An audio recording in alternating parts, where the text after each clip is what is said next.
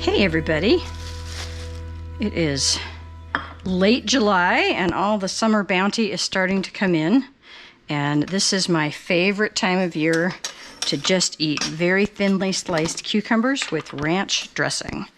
And I grew up on Hidden Valley Ranch out of a packet, which is not a bad product, but it has a bunch of stuff in it that you can't necessarily control, including quite a bit of sugar. And so it's really easy and fun to make your own, and you can customize it however you want. So we are going to make our own homemade ranch dressing with garden fresh herbs today. So we're starting out with 3/4 of a cup of mayo, and you could make your own mayonnaise and use that as well. The one thing about mayonnaise is homemade mayonnaise, because of the raw egg, it really only has a shelf life of about a week. So if you were going to eat it really quick, you could certainly make this with homemade mayonnaise and homestead fresh eggs. But I'm just going to use store-bought because I probably am going to have this in the fridge for longer than a week. So we're starting out with 3/4 of a cup of mayo. To that, we're going to add 3/4 of a cup of sour cream. And I like the Daisy brand sour cream. I particularly like that the ingredients are really simple. So ingredients: cultured milk, skim milk, or cultured cream, skim milk. So it doesn't have a lot of fillers and thickeners and gums in it. Doesn't have any, actually. It's just dairy. And so I've always loved Daisy. I've been using it for years. You could buy organic as well, obviously, but that's a lot more expensive.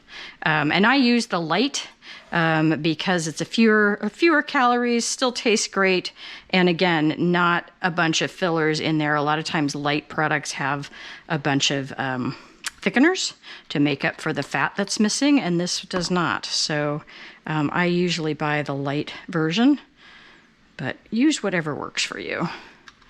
So 3/4 cup mayo, 3/4 cup sour cream, and then we want about 1/2 cup of buttermilk. And I am going to use powdered buttermilk and some skim milk rather than buying buttermilk. The problem with buying buttermilk is you have to use it up, and it sits in your fridge and then it goes bad. And a while back, America's Test Kitchen did this great side-by-side comparison of the powdered buttermilk that you find in the baking aisle, and found that there was no difference in flavor between that and fresh. And so I always keep powdered buttermilk on hand because it's so much easier than using fresh, or having fresh that you need to use up. The ratio on this for powdered buttermilk is 1/4 teaspoon per 1/4 cup. So 4 teaspoons for a cup of buttermilk. And since I need 1/2 cup of buttermilk, I'm just doing 2 tablespoons in here. Not sure if I said that right. I keep this in a sealed jar instead of the container that it comes in because it is pretty hydrophilic. It really absorbs moisture from the air, and it will get surprisingly chunked up and hard to use if you just leave it in the container and you have any kind of humidity at all. I'm in the arid West, and so I don't have a lot of humidity in the air, and even here it's enough to make it clump up. So I like to keep it in a sealed container because it lasts a lot longer, but that is shelf stable for a very, very long time. So it's very nice to have on hand for all your buttermilk needs, including things like pancakes and muffins. Into this mix, I am going to add a clove of garlic. This is homegrown garlic. This particular variety is called Korean Mountain. It is an Asian variety that does not store for a super long time, and it doesn't do great in our climate. We're not perfect here for Asiatic varieties of garlic, but it's fun to grow something different, and so I like to grow a little bit of something unusual, even if it's a little harder to grow every year. So not a huge head there, but very nice. I'm going to put this through my microplane. You could just chop it or put it through your garlic press. The finer it's chopped, the more pronounced that garlic flavor is going to be. And I'm looking for a pretty nice hit of garlic here. That was a pretty good sized clove. You could also leave this out if you wanted to, but you'd be kind of missing out, I think.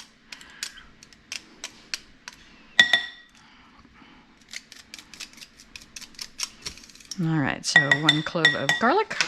And I actually wrote this recipe up for my blog years ago and have been making it ever since. And you can play with this in terms of whatever fresh herbs you like.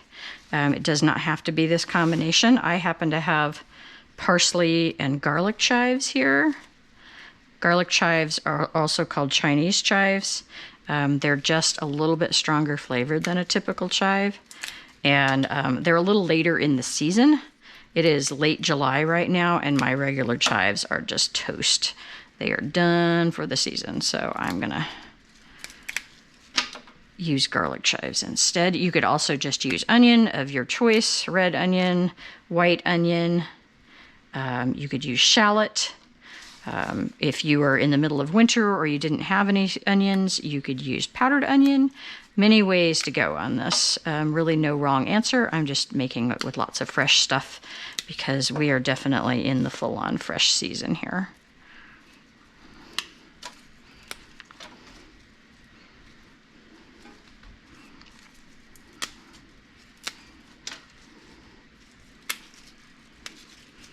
I find this is the fastest way to clean parsley without being too fiddly about it.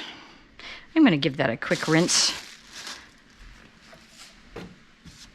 Looks like it could use it. I probably should have rinsed that before I started picking it off, but we're good.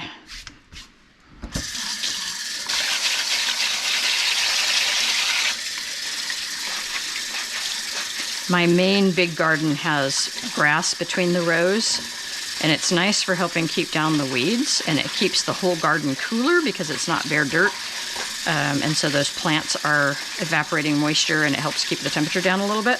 However, I do have to mow on a pretty regular basis, and right now my mower blows the grass clippings off to the side, and so depending on which direction I'm going and what is there, sometimes I end up accidentally blowing grass clippings on things that I really would not want to have grass clippings on, and I feel like there's a little bit of dried up grass clippings on here.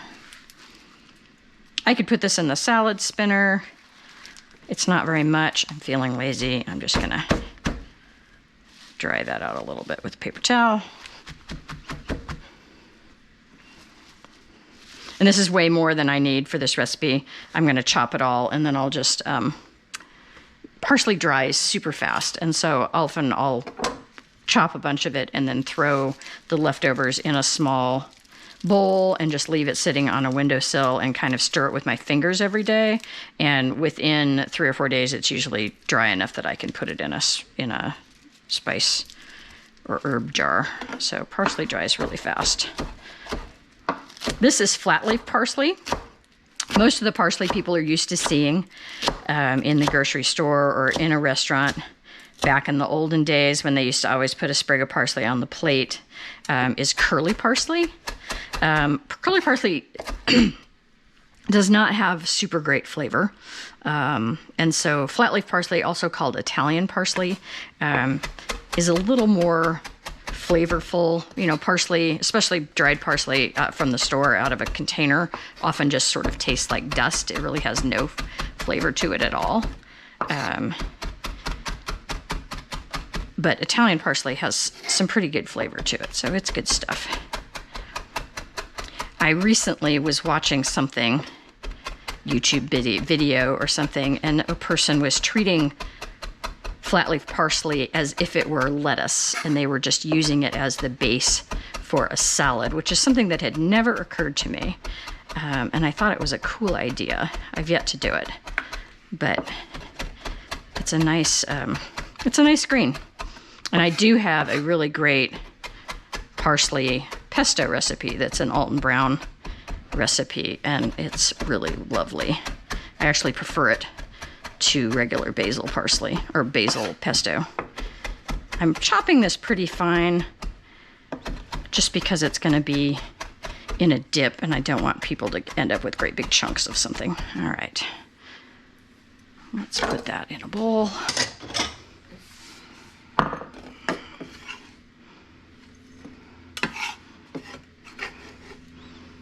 I imagine I ended up with about a half a cup there, more than I need.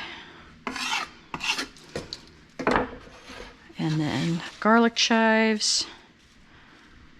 Same thing, we're just gonna slice these nice and thin. You do want some kind of an onion flavor in ranch. It is definitely one of the base flavors. These are just a tiny bit dry on the tips. Not that I'm necessarily gonna get that far anyway.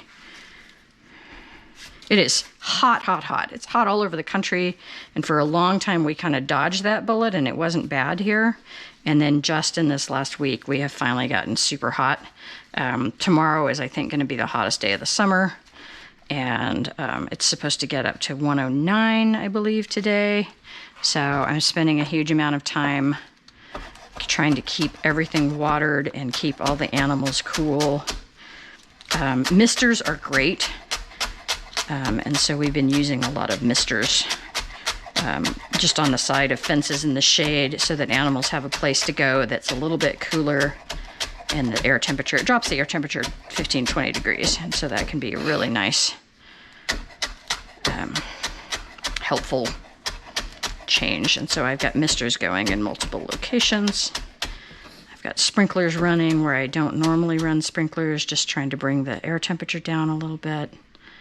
I've got a mama turkey who just hatched out some babies in a hidden nest, and she's running around with turkey babies, and boy, she sure doesn't need to sit on them to incubate them or to keep them warm right now. They are not having a problem with that. All right, again, extra chopped on this just because I really want them. You could throw all of this in a blender and do it that way. I really hate scraping pasty type materials out of blenders or food processors, which is why I'm not doing that. But you would end up with more of a solid green or a much finer chopped herb if you did that. But it would be another way to go.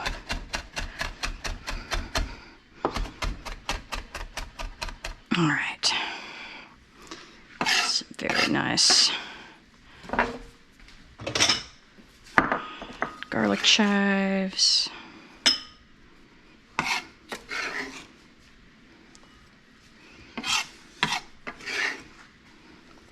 All right, so we want about a 1/4 cup of parsley. I'm just going to use my tablespoon and measure it out because I'm too tired to figure out where my 1/4 cup measuring cup is. I think it's in the dishwasher. So a 1/4 cup is 4 tablespoons. And then we want 2 tablespoons of our chives. I'm going to kind of make those fat because I want a little extra onion flavor in there. And then we need just a little bit of salt.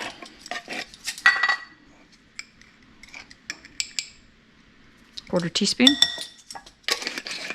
I'm using regular table salt. If you were using kosher, I would double that.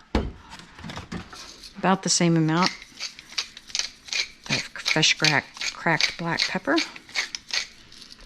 Quarter teaspoon or so. And really, that is the base. That's it. So mayonnaise, sour cream, buttermilk, garlic, onion, salt and pepper. That's your base recipe for ranch dressing. Now, if you wanted to play with this, there's a million things you could do. You could play with herbs. You could add some fresh thyme. You could spice it up and do kind of a Southwest ranch. Add chipotle, add paprika. Dill is a common additive, as you may remember from my cucumber dill salad recipe. I'm not a huge dill eater, So I would not personally put dill in this, but it is very popular.